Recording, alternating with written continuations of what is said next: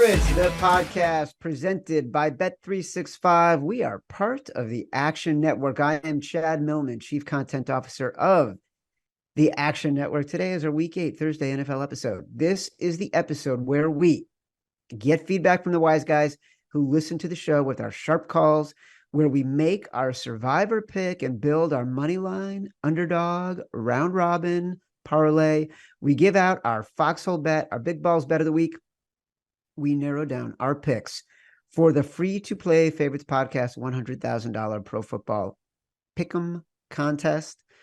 As our old pal Colin Cowherd likes to say, there's a sea of money out there. If you want to follow along with our official bets, you can check them out on the contest website, favorites.actionnetwork.com, when we lock them in before kickoff on Sunday. If you prefer using the award-winning Action app, you can also track all the bets Simon and I lock in by following two accounts, the Faves 5 and the Favorites Podcast. Now let's bring in my co-host, my companion, my compadre, my BFF, professional bettor, Simon Hunter. Hello, Simon. Aloha, Chad. I'm about to do a quick rant. I feel like we have a lot of new listeners, a lot of questions, and they're asking about how me and you came together. So I figure I'd give them a quick story, a simple story. Maybe we'll do a longer version. When you say quick rant, I have no idea where you're going when you say quick rant. So when you say you're going to do a little story time, it makes me a little more comfortable. Yeah. No, I just had a lot of people ask how we came together. And, I always forget that we get so many new listeners. And you guys were talking the other day about how much the show's grown, and we're like the #1 gambling podcast. So I figured, we got a lot of new people listening here. So, me and Chad, this is our 5th season doing it together, right, brother? Is it? Season number 5. Christ. Yeah. When I joined Chad, it was just like most best relationships in my life come together. I reached out to him, and in a weird way, it was just like, let me be the guy in the shadow giving you picks. And Chad was like, no, why don't you come on the actual show and give picks? And I told him, I don't want people knowing my name or my face. I have no interest in being famous, right? In life, if you already have the money, you really don't need the fame. And I already had the money in my 20s. And when I joined Chad, there was no video. It was in podcast medium, and it was me, Chad, and Darren Ravel. And Darren was just a weighing us down. And basically everything I would say, Darren would question, because it's Darren Ravel. And I think it was like a 10, 15-minute segment. And I ended up coming on here, and sometimes I'd be here for like 30 minutes because we ended up going through all the games. Just because Chad would be like, what do you think of this game? What do you think of this game? And the following year, it was just me and Chad. Obviously, it's our best year we ever had. I think we went 67% for the season. We finished top 20 in the money. Me, him, Matt, Mitchell all split up a nice little paycheck from the contest we were in. And the show's just grown. Now we're up to 3 episodes a week. We started with just 1 episode a week, 1 hour a week. Now we're up to 3, and that's not including all the other stuff I do for the Action Network. So I used to not be an employee. I wasn't paid. Me and Chad made a deal. I think after my 2nd year, they did pay me, and I'm not here for the money. I promise you, there's no amount Chad could pay me.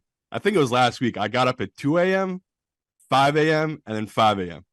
Chad, there's no money Chad's paying me that makes that worth it in my life, people. Like, I got into this business to go to bed at 2 a.m., 5 a.m., and 5 a.m., not wake up to come here and talk to you guys. So, you new people, when you bitch at me or complain to me, everything I do is free.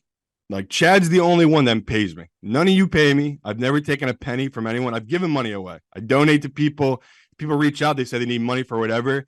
If I go through your mentions, you're not a douchebag on Twitter, 99% of the time I will donate to whatever you're reaching out to me to. I am more than happy to be gracious because I've just been very lucky in life. And my whole goal joining Chad was, I hate how the system was set up, that the rich were getting all the good information. The people who do pay for my picks, the syndicate I work for, why should they be the only one getting all this good information? And my goal was to join Chad, let people know what the pros are betting. And, it's media. People are going to talk shit about me. They're going to question me. I'm the only pro living in Hawaii that was a millionaire in their 20s that does this shit for free. Could I sell picks and make a shit ton of money? Yeah. Like, it's pretty easy to sell picks to dumbass people online. I can go online and start calling people out if you want me to, but there's nothing to gain in it. Like, people are going to pay for picks. So what I love about this show is Nothing's changed since I joined Chad. It's a free show. We give free picks. I'm not here to gain anything from you. I'm not here to swindle you. I'm just here to tell you how I'm betting, how other pros are betting, and hopefully we win. Like, me and Chad have been very fortunate where we're above 60%. That's what matters to all these people. My main goal is to get you guys thinking like pros, where you can see these shit lines a mile away. Like this Green Bay Vikings line this week. That was a shit line that most of you messaged me and you saw it a mile away. That makes me so happy. Like, that's really honestly my goal of this show. So yeah, quick rant, just people new to the show. There's no edge, there's no end game here. Like, I'm not here to make money. I got money. I have a good life here.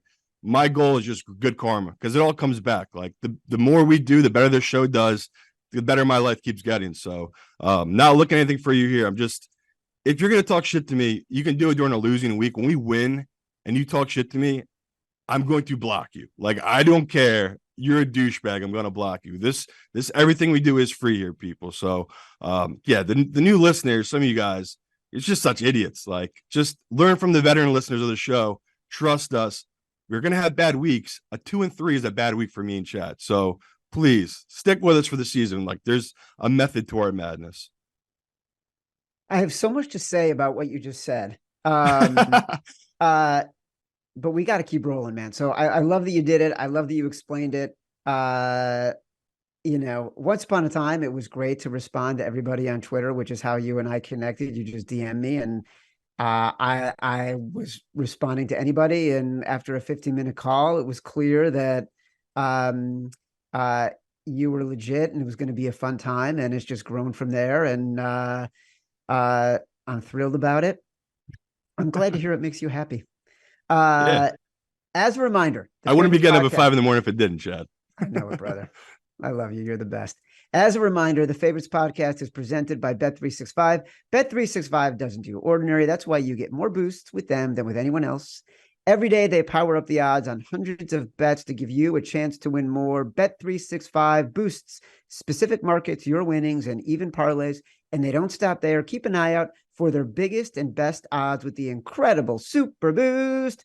Check out the boosts and see why it's never ordinary at Bet365. Must be 21 or older and present in Colorado, Iowa, New Jersey, Ohio, or Virginia, or 18 or older in Kentucky. Gambling problem? Call 1-800-GAMBLER or 1-800-BETS-OFF in Iowa. Terms, conditions, and restrictions apply. Week 8 kickoff is approaching. We're seeing opportunities all over the board. Let's not dilly-dally. It's time for Sharp Calls. Simon, who's calling us? What are they saying? Pretty easy week from the pros. I mean, they're from the same perspective as us, Chad. You have a lot of home dogs this week, and they're divisional dogs. And we're late enough in the season now where that matters. And the public perception of overvaluing these road favorites, they don't learn. They didn't learn last week. They're not going to learn again this week. So shocking to no one. These are probably going to be some of our big balls bets we're going to be having in our contest, no doubt. The Commanders. The pros love the Commanders. They've loved them all week. No shock there. The hope is it gets back to 7. I don't know if the pros are going to let it get to 7, but that's a game we're going to break down, Chad. Denver, we talked about it. It was 8.5. Now it's down to 7, right? The books aren't your friends. They're not letting you get down a good number to tease now, right? Now it's down to -1 if you throw it in a teaser. Fishy line. And Evan told us, like, Mahomes against the West, straight up, it's free money. Like, the dude's lost, I think Evan said 2 games in the last 7 years, something crazy like that. So yeah, 29-3. Thank you, Evan. I can't wrap my head around it. Mahomes is 29-3 straight up against his division. It's just God numbers. So yeah, the pros love Denver. There's a 7.5 still out there. I'd grab it. I think it's going to disappear. I just think the pros are going to pound this down. They got a lot of guys I talked to have this number at 6. I have this number at 7. So if it does get to 6.5, technically the value is now on the Chiefs, but in contest, if me and Chad get 7.5, Denver, it's an automatic play for us. Like, we just love that spot. So no shock there. Not too much love for Chad's Dallas pick, shockingly. I was going to see if anyone was out there liked it too. It's not. I think Chad knows it's a little chalky, but maybe we'll make it our survivor pick. I don't know. That was just a funny play by you. But I asked a bunch of different guys. No one had a real read on that. They liked our Giants pick. Obviously, that number's gone up, so that wasn't the best. Simon says. I thought it was going to go down from 3. It just stayed at 3, and most books have moved it to 3. And The last one I will give Chad flowers for. He was on the Seahawks. They were 2.5 earlier in the week. That was the right play with all the question marks around Watson. Um, you know, they're coming off a big road win. Now they're traveling across country to Seattle. Chad got a good number. I think you got a 2.5, right, Chad? Yep. Now it's up Yep. to 4 at a lot of books. A couple pros were on that. Like they liked it at 3, they liked it at 2.5. I just totally missed it. Where in my mind, it was just like, I don't know, that front 4 of Cleveland against the Seahawks O line. That's a big advantage to me towards that Cleveland team. But obviously, it's PJ Walker. Like that's what's moving that number. Like the fact we all can badmouth Watson all we want. He hasn't looked right.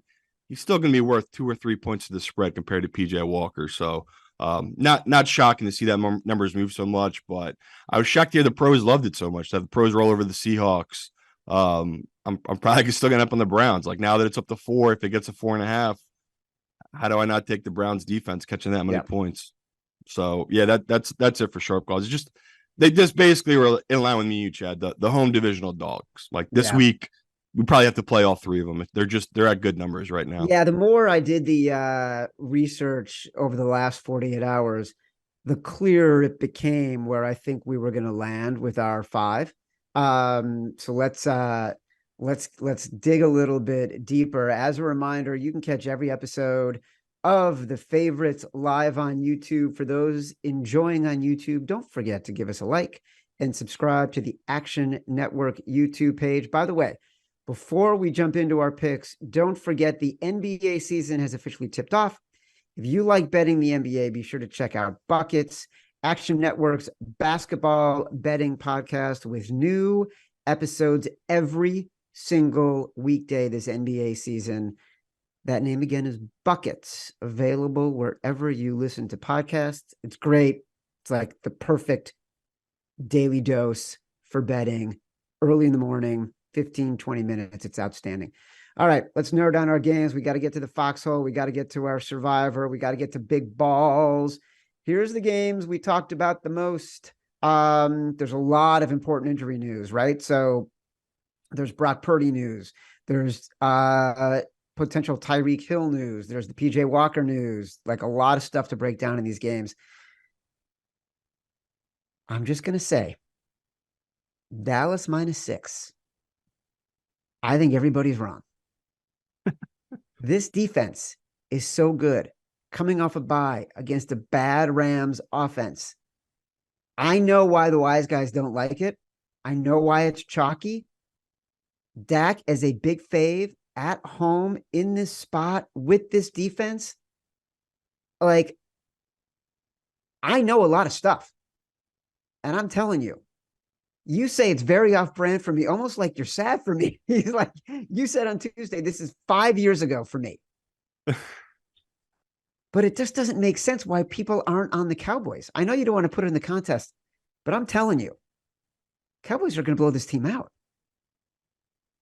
Well, I don't even like the Cowboys. I hate the Cowboys. I was going to say they need to because it's a big number. That's my issue. And I think that's a lot of the pros issue. Where it's like 7, 6.5. How do you not take the Rams at that number? That's such a big number that the Cowboys will have to blow them out. Like at that number, you kind of need to dominate because the back door will always be open. And that's the fear, right? And that was the same thing where I didn't get the love for the Vikings on Monday night, right? All the pros were all over it. They're talking about they're like the 7.5. It's just too big. 7's too big for that Vikings team. I didn't get it. And their whole reasoning was that back door will always be open. Like the 49ers team had injuries. They're like, they're not going to be blowing out the Vikings. Even if they're up by 10 or 11 points at the end of the game, I trust Kirk to get me the back door.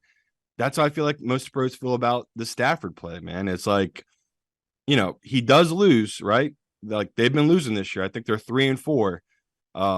He's always got them in the game. Like they're always competitive. And he usually is the reason why they don't win, right? He makes the mistakes where he doesn't convert the third downs, and that's how it ended up falling apart for this team. So the problem for this play is you need Dak to finally play well, right? And Dak played really well against the Chargers, right? I think his only incompletions were to Gallup. Gallup was the only guy that wasn't able to complete it to. I think he had a perfect game, targeting all the receivers. There's never been a question about Dak and that kind of stuff. It's more about that offense in the red zone, they've had major issues. McCarthy calls some of the worst run plays. The timing he calls is just terrible. Like, it's 2nd and 10. He'll just run into the back of his lineman. Now it's 3rd and 9. It's just he keeps putting Dak in disadvantaged position. So that's the biggest issue here with me is there's a big coaching advantage towards the Rams, and it's a big number, Chad. So if this gets to 5.5 in our contest, I could be swayed. Like that to me, that shifts the value to the Cowboys team. But yeah, at this number presently 6.5. 6. I still lean towards the Rams here. So I don't hate where you're coming from. I'm giving the perspective of that's why it's just not one of my favorite 5. There's too many variables here for me to take that big of a number with this Cowboys team. All right. Well, look, we'll see what happens in the contest number. Minnesota at Green Bay, the first of the divisional dogs that you're talking about. Green Bay +1 has been the play. I think our biggest disappointment is that this line didn't get higher. It sort of stayed at +1. I think the wise guys have been coming in, and even Stuckey on the podcast on the Action Network Thursday episode with Raybon liked Green Bay at +1. We thought it might go higher after Minnesota beat the Niners. It didn't. This is a huge Pros Joe's game. 60% of the tickets on Minnesota, 80% of the money on the Pack. We both bet it at +1. Minnesota was very lucky last week. 3 turnovers from the Niners. Uncharacteristic blitz at the end of the first half to give the Vikings a 60-yard touchdown pass. Put it in. Like, it's a no-brainer to me. It stayed at 1. It's going to be at that in the contest. I don't know why we're not taking the Packers in the contest. Yeah, don't need much breakdown on this one. Like, people completely get where we're coming from. It's the perfect spot to buy low on Green Bay. We already broke it down on Tuesday. Vikings coming off the win of the year, right? Beating a team that everyone viewed as one of the best teams in football, in primetime game, as a big dog, won outright. Now going on the road against a Green Bay team that no one likes. No one wants to bet this team. Like Chad just said, it's only pro money coming in on Green Bay. Like anyone else, they thought they were getting an easy bet last week. They're like, Green Bay, money line against Denver, -110. I'll take it every day. They are so mad at this Green Bay team, especially if you watch that game where, Love, the guys, as bad as you want to say Love was, the guys just weren't getting open. Like I rewatched that game, his wide receiver were getting no separation. In walks here this Minnesota team that just is not that good. Like Purdy was throwing it all over them. You guys open all over them. Like they just had that weird McCaffrey turnover, right? And then McCaffrey, stayed in the game. They played well. They were getting back into it. Purdy gets that, what people are calling a concussion on that QB sneak, throws a pick the next play. Then they come back out. He throws another pick. And this is all after what people think he got an injury to his head. Yeah. So it's like Minnesota had so many things break right, including Kirk played incredible. I mean, at any time he dropped back, I felt confident Kirk throwing the ball downfield. Hawkinson getting open anytime he wanted. I just love Green Bay in this spot for a bounce back. Like the fact that it was up to 1.5, that was going to be an auto play for me and Chad in the contest. Now, if it flips them back to being a favorite, which we've seen most books do, we'll still do it. But Chad, he keeps reading that stat from Evan about these favorites that go to dogs back to favorites. It's usually not great for them. But how do we not do it? How do we not take Green Bay here? So I loved all the people that reach out to me. They're like, I love this. I'm all over this. And it's just great. That's just what makes me happy, where it's just like, even if this loses, people trust the idea and the concept of it, where it's like you're getting a divisional dog in a buy low spot. This will cash for you long term. So again, we're not always going to be right. Me and Chad's goal is 3-2. This feels like a 3-2 play. Got to get Green Bay in the contest. Overall, dogs in divisional games, the past decade, 60 games above 500. Since 2020, 40 games above 500. So gotta like that. This is spot. Simon Hunter, the Robin Hood of wise guys, just bringing the riches of the bad guys to the poor people. That's what you're doing. you're spreading it all around the forest. New England at Miami. So on Tuesday, you were very aggressive about Miami. This number's at 9. Tito, who mostly spends the show, producer Tito, prior to the show, getting yelled at by Matt Mitchell in ways I've never heard Matt Mitchell yell at anybody, and then trying to convince us all about South Florida sports. told us that yesterday in the press conference, Tua was suspect about Tyreek Hill because Tyreek Hill missed a practice and his potential to play on Sunday. We don't know what's happening there. All we have is Tito listening to press conferences from Tua in Miami. But I will say, I listened to the Action Pod this morning. Stuckey loves New England here. You loved Miami on Tuesday. I don't know where to go with this right now. And I was thinking like, oh my God, are we going to put a massive favorite in the contest? And now I'm not so sure. Yeah, the Tyreek stuff's not ideal. Like I would feel a lot better if Tyreek was in there. It's just such a game changer with it's him and Waddle on the field together. But and Waddle's got his back thing, and they're already missing people on the offensive line, and their defense stinks. And the Patriots, who knows? Maybe they figured something out. Maybe they got healthier. Maybe Bill O'Brien got a game plan going where he puts Mac Jones under center and shorter passes, and all of a sudden they're a little bit more effective. They shorten the game. There's going to be high winds. Feels like we're setting ourselves up there. Yeah, I just can't get behind New England though. Like even if Tyreek's out, maybe I'll just stay away from the game. But I'm either betting Miami or just staying away. I'm not advocating we put New England in the contest. I'm just saying I can't see how we're going to put Miami in the contest. Maybe I'll be able to convince you come Sunday morning, but this just feels like I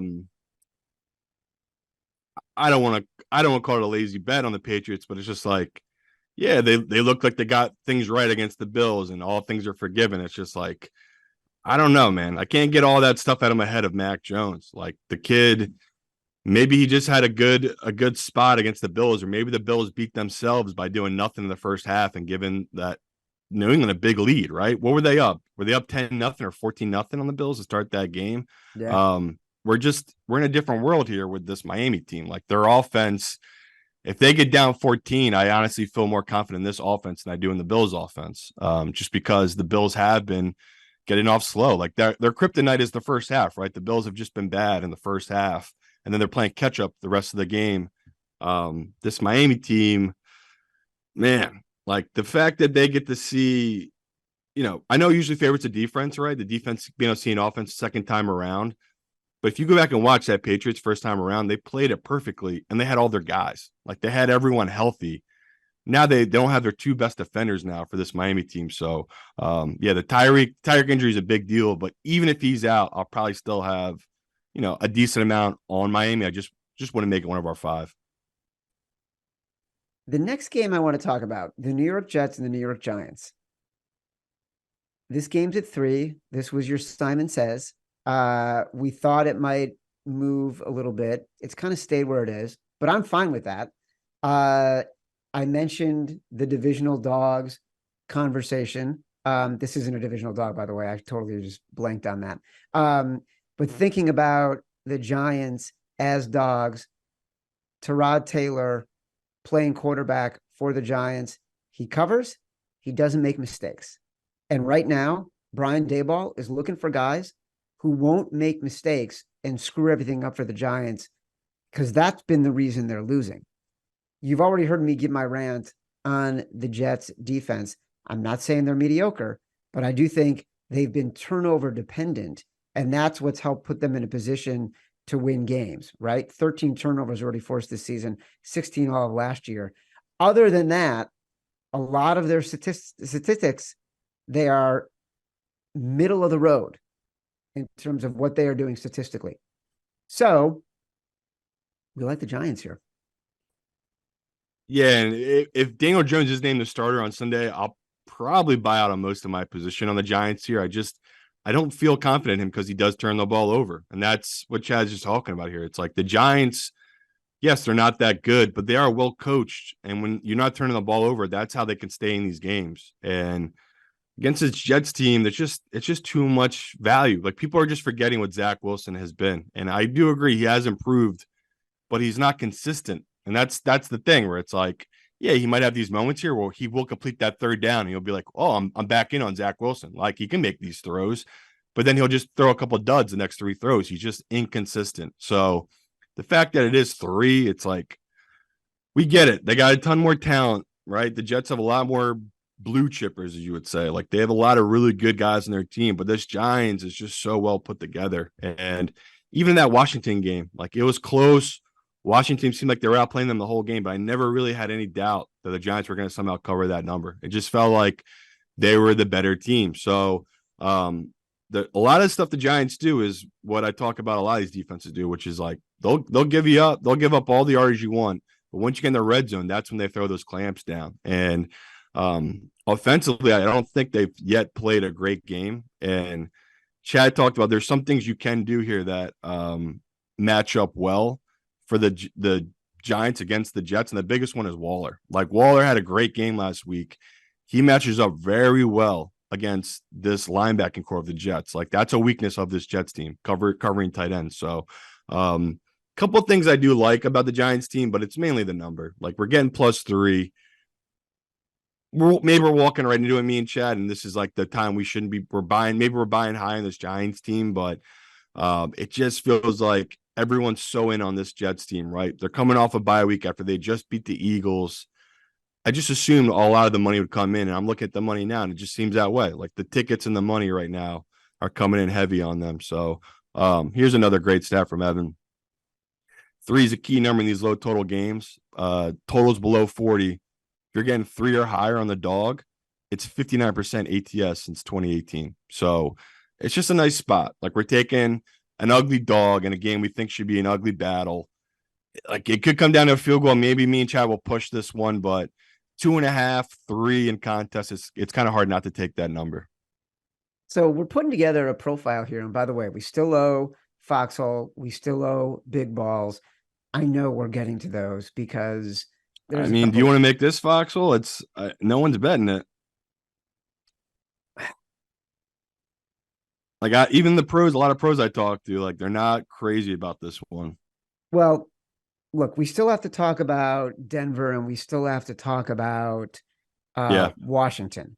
Yeah. And so to me, it feels like with both of those is where we're going to go with Foxhole and Big Balls. Jacksonville at Pittsburgh. So I loved it at 2 on Sunday night. You said wait. I got antsy. I bet it at 2. It got up to 3. The wise guys hit it. It settled at 2.5. We're going to have 4 games I think we feel really good about. And then I think there's going to be a debate on what the 5th game is. The Steelers could sneak in there. Yeah. Just bet the Steelers in these spots.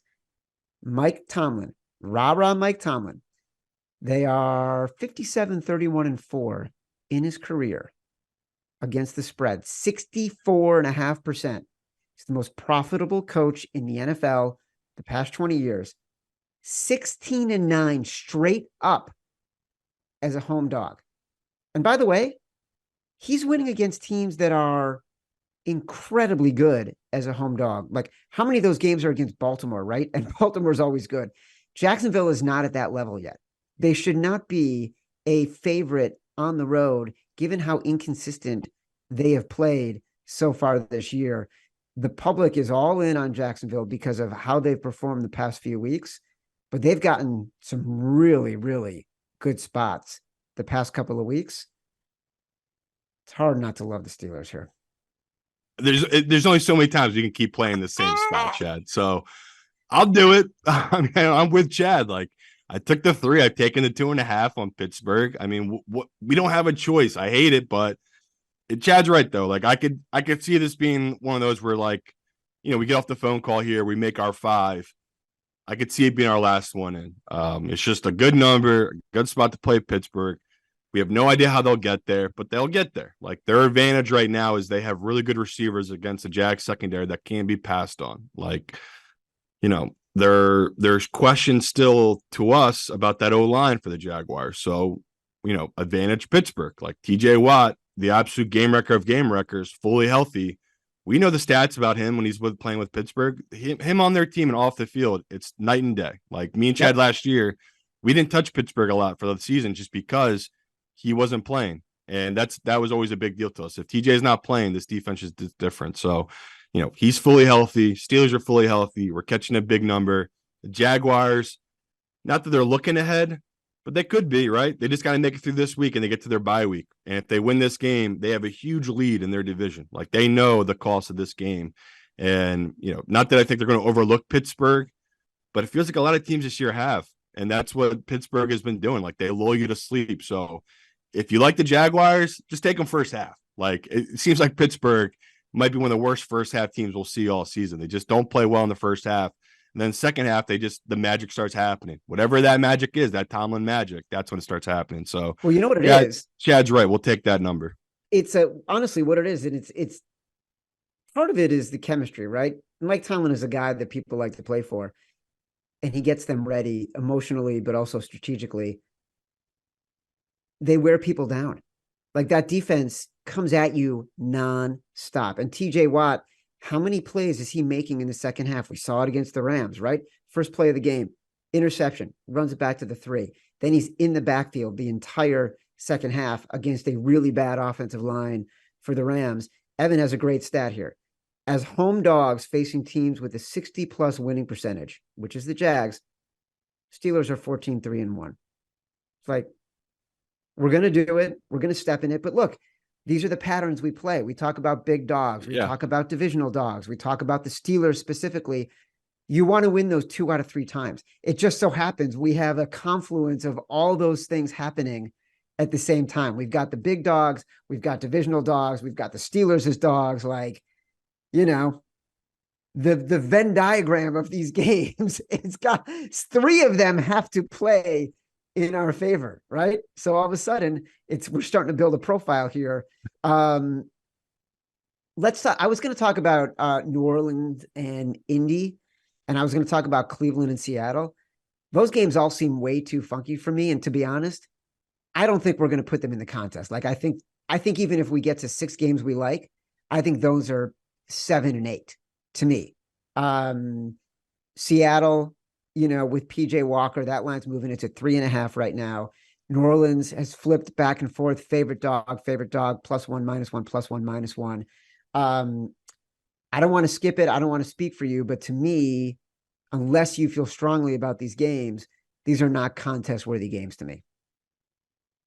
Yeah, and from our guy Evan, PJ Walker, 6-2 ATS, including his 1 loss last week, covers by 11.6 points per game. So PJ is actually surprisingly been good coming in this role, covering as a big dog. The Saints, I did love them. I talked about it. I like that defensive matchup against Minshew. The numbers flipped. Like, when we talked about that, it was +1.5. Now it's -1. Evan stat just rings in the back of my head anytime that happens. So 42-81 since 2019, I think. Teams that flip from underdog to favorite are 42-81 against the spread. So if you liked New Orleans, hopefully you bet them as dogs. The same thing happened to them, by the way, against the Jaguars. They were 1.5-point dogs and they flipped to favorites. Same with Green Bay. The pros, we talked to the pros, just love the Saints. They have a great defense, and we're the only ones that like Derek Carr. And I get it. Like, I always say it. Chris gave us a stat at the beginning of the season. There's no one worse in their red zone than Derek Carr. And that's hella true this entire season. Between the 20s, this dude can get you down the field, can get you in the red zone, can dink and dunk his way down there.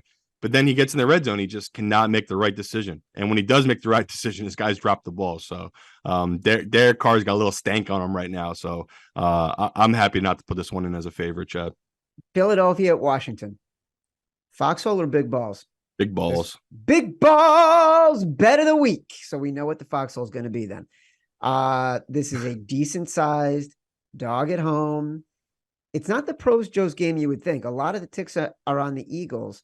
But as of, let me just check it right now. I'm seeing, let me get there. I'm still seeing, there's more than 60% of the tickets are on the Eagles, slightly more than 50% of the money on the Eagles. But that could be a mixture of weird money. We've seen this line move from 7 to 6.5. It touched 6. It's back at 6.5. Again, dogs in divisional games, 60 games above 500 the past decade, 40 games above 500 since 2020. We have at least 2 big home dogs to put in the contest this week. in Washington and Denver. What else were the wise guys saying? This is the first game you mentioned in the sharp calls. Yeah, and I think a lot of us were just debating what's going on with the Eagles injury report because Jalen Hurts wasn't on the injury report. A lot of the guys on their team weren't on the injury report. A lot of guys we think are banged up. Like Lane Johnson, if you go back and watch that film, he didn't look like himself. Now, he did all right in passing pro, but in running pro, he cannot get out. Like, he cannot get out and push forward. Like, there's clearly a big injury to Lane Johnson. You know, this running game just has not been the same since the early couple of weeks. I know they've had some injuries to the O-line, and that is part of why the Eagles' run game has not been the same, but a lot of it's been put on Hurts. And Washington's biggest struggle is downfield throws. So the fear here, if you are betting Washington, is you need another Sam Howell, like, good game. Like, you can't have, like, I think the first time they played, it was 34-31. The Eagles beat Washington. Are we really expecting this guy to put up 31 points again? No, I do not think he'll be doing that. But we're catching them at home in a buy low spot after a bad loss against the Giants, against an Eagles team that everyone's back in on. And I just have too many questions still about this Eagles team. I have questions about their red zone offense. I have questions about Hurts, his turnovers. I mean, I don't know if he's number one, but he's definitely number two in the league in turnovers right now. Like, he's just had some really bad turnovers. And he's talking about trying to correct that, but I don't know if it's there. And that's because the OC, I don't think, puts him in the best position a lot of times. I mean, there's sometimes this OC just makes the most boneheaded calls. Even to start that Eagles game against Miami, Eagles drive all the way down the field. And I think first play in the red zone, so it's whatever it was, from the 8-yard line, it was an incomplete. The second play from the 8-yard line, he ran it up the middle. I think they gained 1 yard. The third play was a QB sneak from the 7-yard line. It picked up 1 yard. Like, there's certain things he does where he thinks he's being really smart, and he's not. He's just being an idiot. And it's worrisome when you see how good the Colts offense is. And it's like, you know, Hurts is really talented, but losing your OCs, we always thought that's a big deal. Like, now he's got a new guy calling the plays. The offense is going to be a little different. And you've noticed that with the Eagles this year, despite them being, you know, whatever they are, the number 2 or 3 best offense in football. It's talent. They have so much talent. It's hard for them not to be that high. Like Hurts, he almost won MVP last year. Like, the kid's got the goods. It's a lot of it right now is mental. So, you know, the fact that every money line, all the teasers, all the bets are just pounding this Eagles number, and it's not at 7 yet, is pretty shocking. I thought me and Chad would be able to get 7.5 in contest. They're holding at 6.5. So this is one of these we might lock in 6.5 today on Thursday. Well, we could end up changing that Sunday morning if it moves up to 7.5 in contest. It's just a big number in a divisional game. And another game you got to play the percentages here. You have to take this home divisional dog. It's late enough in the season. You can take these here. If it was week 1 or 2, maybe I'd be a little more hesitant. Now that we're so late in the year, these are the spots you take these divisional dogs. Speaking of divisional dogs, Kansas City at Denver. And let me just say right now, we like Green Bay. We like Washington. We like the Giants. We like Pittsburgh. We got 3 dogs right now, 4 dogs right now. Kansas City at Denver. The Chiefs have the Dolphins and the Eagles coming up. How much are they going to show? Historically terrible at covering 3.5 or more. I've just repeated it again. Dogs, 60 games above 500 in the division games against the spread past decade. No Nick Bolton. And I thought that was a huge difference for them in the first time these guys played a few weeks ago when we had, I think the line was 11, 10.5. It closed at 10.5. The Chiefs won by 11. I already feel like this Denver team is different than that team. Like, Javonte Williams has gotten so much better in the past 2 weeks. You can see his explosiveness. And the defense, I think, we didn't know if that was the Chiefs offense or the Broncos defense. But I do think it was a little bit more of the Broncos defense than we thought when they held them to so few points, because the Broncos played very well against the Packers. So I feel good about taking the Broncos here. I mean, I don't feel good, but I feel like it's something we have to do. I'm scared of Mahomes with a good defense. It is scary. And like, I go and watch the film, No and it's Nick like, Bolton, though, and I think that's a big deal. I Nick agree. Bolton And has been I playing agree. at a top 2-3 level linebacker this I season. agree. But Chad said it, like, we have to play the number here. And it stinks it's come down so much. I'm hoping we can still get 7.5 in contests.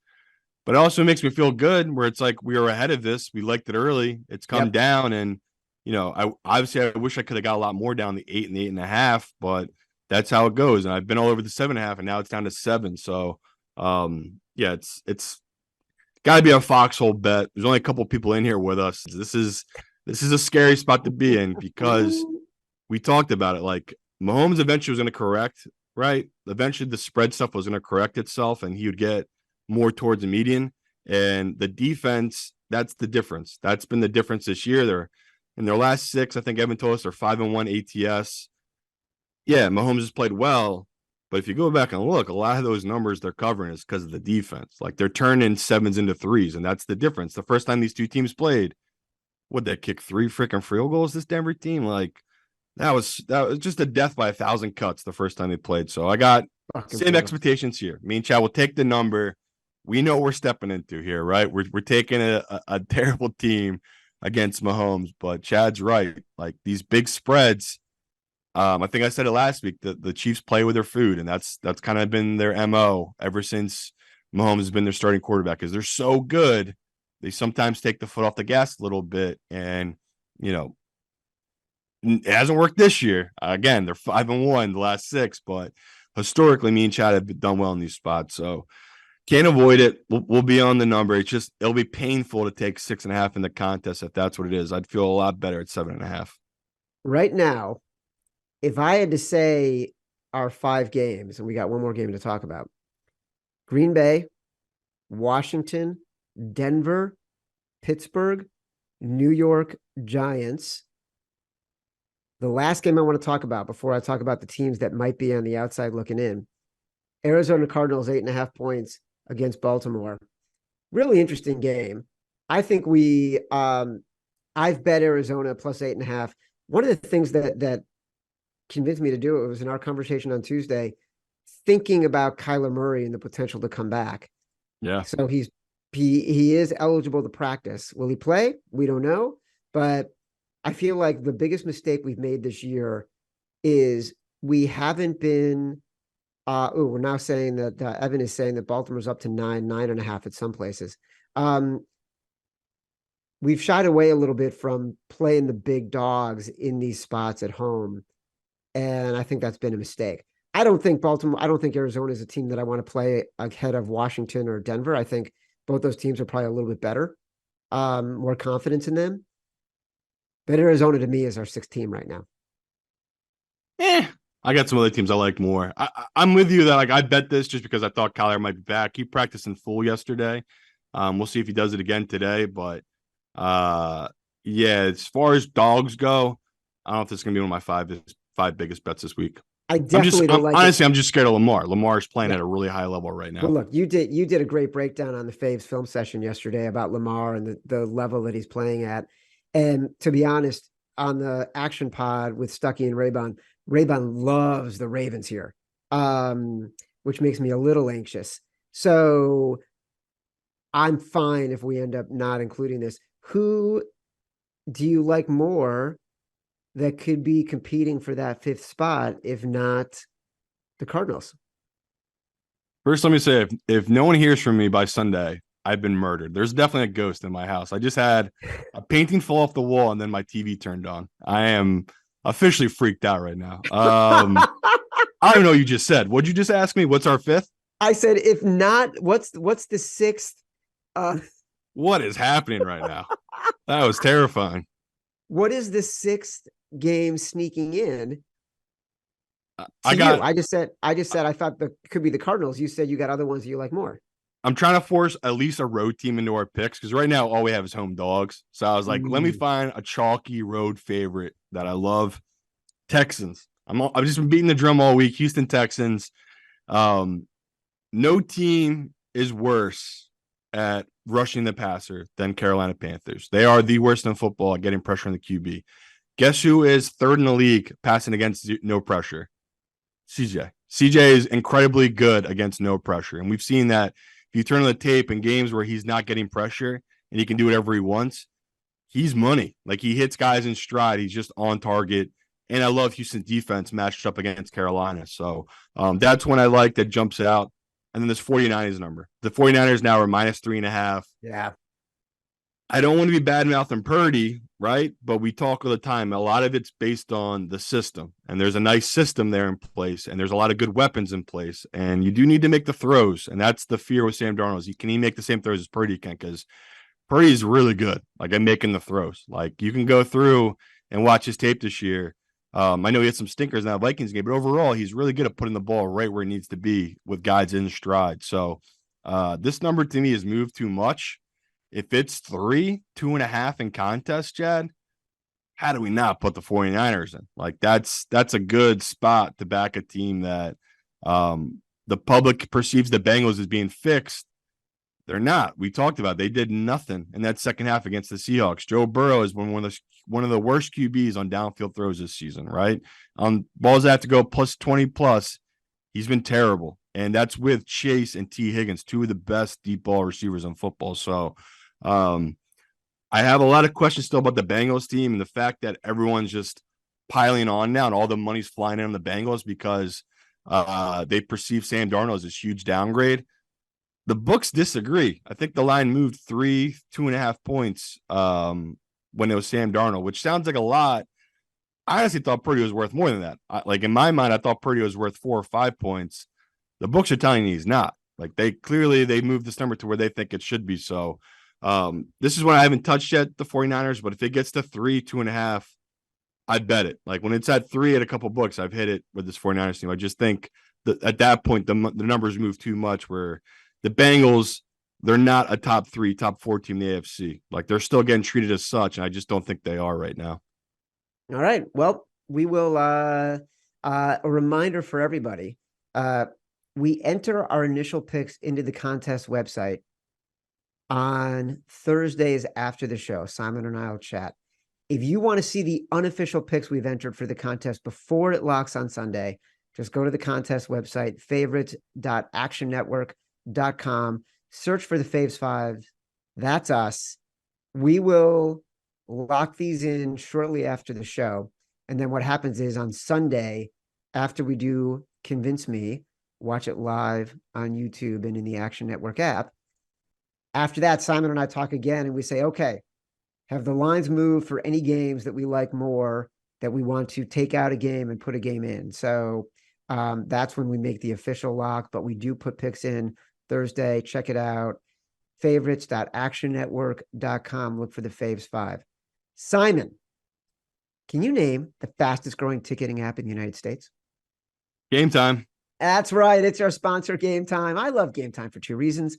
1, they sponsor this show. Number 2, I actually use Game Time to buy tickets. They've got amazing last-minute deals on all sorts of tickets, including pro and college football games. That's right. I used it last weekend to buy tickets to the Ohio State-Penn State game. I'm actually going to open Game Time right now from my house here in Connecticut. And guess what? We can get into that exciting New York Giants, New York Jets game for less than $175. Also, lots of hockey going on. You can see the Islanders, you can see the Devils. Less than $20 is the get-in price, no matter where you live. Download the Game Time app, get out, have some fun this week. Go sweat your bets live and in person, and you can redeem code FAVORITES for $20 off your first purchase. Terms apply. Again, just download the app and enter code FAVORITES for $20 off. Last-minute tickets, lowest price, guaranteed. All right, before we get into our Moneyline Underdog round robin, remember that the Week 8 contest tiebreaker is total passing yards on Monday Night Football. Action Network predictive analyst Billy Ward writes a weekly article about tiebreaker strategy. And a link to that article can be found in this episode's description if you want a leg up in the contest. Good luck to all of you. All right, money line. I'm thinking Green Bay. Are you there? Yeah. I honest to God, like right just now, I was looking at the script. I wasn't looking at Zoom. and you didn't respond, I'm like, holy shit, a ghost actually got Simon. No, but I am freaked out. No, just looking at dogs. We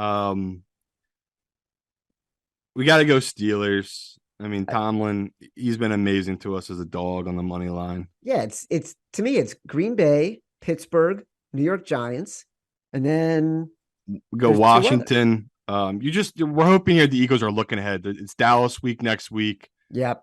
You assume that's on the back of their mind. So you just a nice overlook spot. Do I really think Washington's going to win this game? Probably not. But me and Chad are trying to get some big dogs in here. So I like the value right there on Washington. What about the Saints if they're dogs? It's probably too short of a number. I mean, we're going to get our guy Vrabel in there with the backup quarterback. Oh, right. Yeah, for sure. Get Vrabel in there. And then, so what, that's 4? That's 5. Pittsburgh, Green Bay, Giants, Washington, Yeah. Tennessee. Good. I was going to say, if we had to, I was going to say maybe we can put the Bengals in there in case Sam Darnold sees his own ghost again. But no, I'm happy with that 5 we have. Simon, let's make Little Caesars, which is the official pizza sponsor of the NFL, part of your game day. Simon, this Halloween, do you think handing out slices of Little Caesars could soon become more popular than traditional trick or treating? What an appropriate question to be asking you right now. I would love that. Order online during our pizza pregame 1 hour before NFL games and get ready for some football and fun. Choose your favorite Little Caesars pizza or pick the toppings you crave. Simon, what do you think about this new motto I just invented? If Simon's advice you always trust, then choosing crazy crust is a must. You're a lyrical genius. I am, aren't I? However you order your pizza, you win. And speaking of winning, everyone scores with convenient delivery or our in-store pizza portal pickup. So grab some friends and enjoy a few slices during the game for the second time. Even though at this point we can't even stand Tito. I'm going to tell you guys, catch every episode of The Favorites live on YouTube every Tuesday, Thursday, and Sunday. If you're watching on YouTube, don't forget to give us a like and subscribe to the Action Network YouTube page. Do it in spite of Tito, and then tell Tito in the comments how much he's annoying you. What should our survivor pick for week 8 be? We snuck one in last week with Seattle. Dallas. Yeah, that was never in doubt, though. Dallas. Yeah. Jesus, Chad, what did I just say on Tuesday? We always get knocked out picking Dallas at home in these spots. I don't know. I'm blinded by love for Dallas. What is happening? I don't tell you. I was gonna say, I really use these picks in my big money league, and I think we did use the Bills. I think we've used the Lions. Oh shit, Chad. We gotta take the Chargers. When else would we use the Chargers? Fuck you. I mean, we're getting this D2 scrub on the road after our first win of his career. D2 scrub? You mean the guy threw for Harlan 160 Hill yards. Chad's crowning him. The winner of the Heisman Trophy for the next level of college football, whose dad is one of the strongest men in the world? Scrub? Come on. Yeah, so right there, people. Chargers, there's a reason this number's so big. This is not going to be fun. This is going to be super stressful, but when else are we going to use them? We got it. We got to use the Chargers here. This is a huge number. All right, Simon. I got an email this week. As I responded to you when you DM me on Twitter and you became a lifelong friend, a loyal listener from Chicago asked me to make it more clear when we are discussing what your biggest bets of the week are at this point. When Chicago speaks, the world listens. Give me your biggest bets right now. I mean, obviously, it's nowhere near what it was last week. I had a lot of money on the Ravens and the Eagles. Those were just really nice spots. But this week, I think we nailed it. Like I'm just in on the divisional dogs. Like I've been in on Denver heavy, been on the Packers heavy, I've been in on Washington heavy. If those go over 3, I'm gonna take a bath. Like I'll be losing a lot of money. So if you're looking for my biggest bets right now, it's those guys. I have a pretty big position right now in Houston that I'm like really nervous about, and a pretty big position on the Giants as well. By Sunday, I could see myself having a lot more on this Pittsburgh team. I've been hoping it gets the 3. A lot of books are going to pop the 3. That's when I'll come in on this Pittsburgh team, but I don't have that much on them yet at 2.5.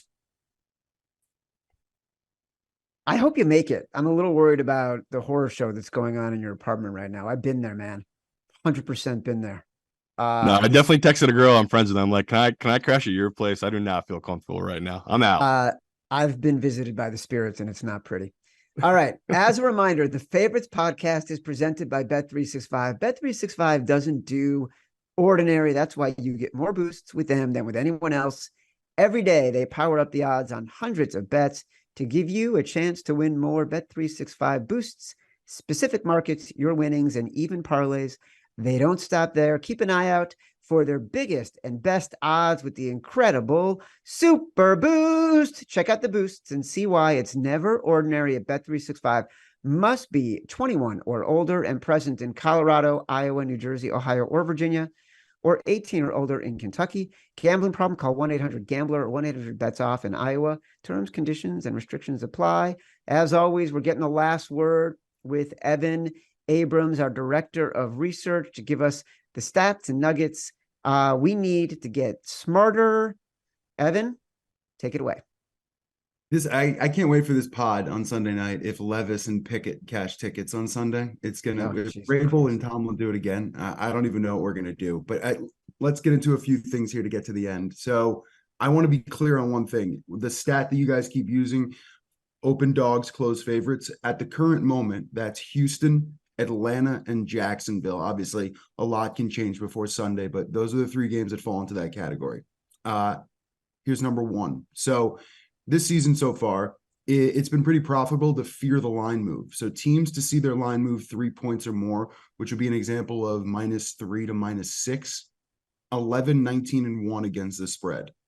50, 79, and 2 against the spread since the start of last year, and 107 and 143 since 2020. A lot of teams fall into that right now, but it is a fear the line move. It's Miami, it's KC, it's the Chargers, Texans, Jaguars. There's a lot of teams, Lions, Falcons. So a lot of line movement this week, but hasn't turned out well for those teams against the closing number. So that's number 1. Number 2, I've been using it, and I even gave Simon a version of it earlier in the show. Dogs with low totals have been unreal. So dogs in games with totals below 42 are 23, 8, and 1 this season against the spread. 160 and 102, 61% since 2018. This week, Cleveland, Giants, Titans. Right now, those are the 3 teams in that spot. And then here are just some like individual quarterback stats. Matt Mitchell loves these, and one of them I actually just looked up because I want to answer a question. So Sam Darnold hasn't covered a game as a favorite since 2021 against Davis Mills. Now he has to do it against Joe Burrow. So good luck with that.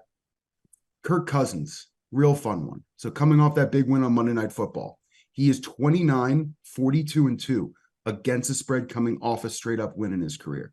That is tied for the worst record in all of football with Jay Cutler over the last 20 years. And even just to push it a little bit further, when he's coming off a loss, 39 and 25 against the spread. So it's really a roller coaster with Kirk, and you can almost bet on it. And finally, my last stat, just a fun Mahomes one. He has 17 career losses straight up. In his entire career, he has 17 losses. Russ has 16 with the Broncos. So if he loses this weekend, he would match Mahomes' career losses just with Denver. Russ was on a Hall of Fame path. Evan, I feel like you just gave us stats that give us a lot to think about and also make me feel nervous because I feel like half the games were on the same side of those stats and half the games were on the opposite side of those stats. Just having fun. Which is the danger of using just stats. That's why you gotta, as Simon started the show, you gotta think holistically about this, right? Betting is about understanding what you're seeing on the field. It's about doing your research. It's about what makes you comfortable to spend when you are making a bet. Bankroll management, hugely important. Don't get over your skis. Don't be over your tips. And it's thinking, all right, what is the scenario? What is the number? What is the book wanting us to do? There's a lot of signals in the noise. we're trying to help you clean all of those up with these conversations. Reminder, Foxhole, Denver +7. Big balls, Washington +6.5. Exec decision, Dallas -6.5. If anyone's asking, by the way, my biggest bet last week was Philadelphia. My biggest bet this week, Dallas Cowboys. Simon says New York Giants +3. Our round robin, Pittsburgh, Green Bay, New York Giants, Washington, Tennessee. If we had to make 5 picks right now, they would be Green Bay, Pittsburgh, Washington, Denver, New York Giants. I will be honest. I'm skeptical that those will be the final 5 just because we don't always do home dogs across the board. Before we sign off, reminder that Simon and I will be back with our Week 8 recap episode live on the Action Network YouTube page this Sunday, every Sunday at 7:30. Download us from Spotify, Apple Podcasts, wherever you get your pods. Rate, review, subscribe, leave us 5 stars, say whatever you want. Feedback is a gift. Until Sunday at 7:30 Eastern. Love you.